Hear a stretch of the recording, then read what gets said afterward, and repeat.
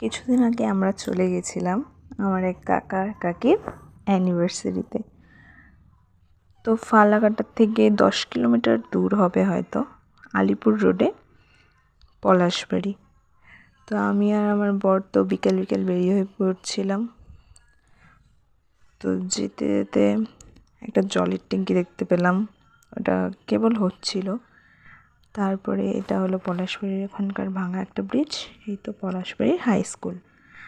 আর ওখানেই আমার কাকুদের বাড়ি। কিন্তু আমরা একটু ঘুরতে গেছিলাম, ওইদিকে এগিয়ে গেছিলাম একটা নদী দেখতে। আর ওখানটায় চাঁদও আমাদের সাথে যাচ্ছিল। তারপর ওখান থেকে ব্যাক করে চলে গেলাম সোজা কাকু আর কাকিদের বাড়িতে। তারপরে ওখানে পৌঁছে দেখি কিছুক্ষণ ওয়েট করার পর কাকু আর কাকি দুজনেই রেডি হয়ে বসে পড়েছে কেক কাটার জন্য।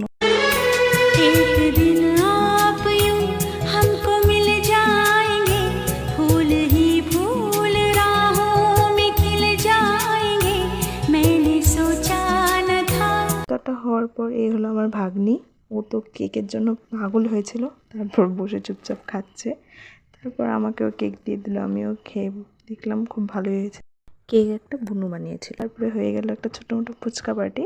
তারপরে সবাই ডান্স করা শুরু করে দিয়েছিল। তো এই যে পিঙ্ক শাড়ি পরা কাকিটা দেখছো, এনারই অ্যানিভার্সারি ছিল। হলো আমার একটা বোন আর বৌদি, ওরা দৌড়াদৌড়ি করছিল গানের সাথে সাথে। আর এটা হলো কাকদের বাড়ির মন্দির, আর এখানে সবাই গল্প করছে।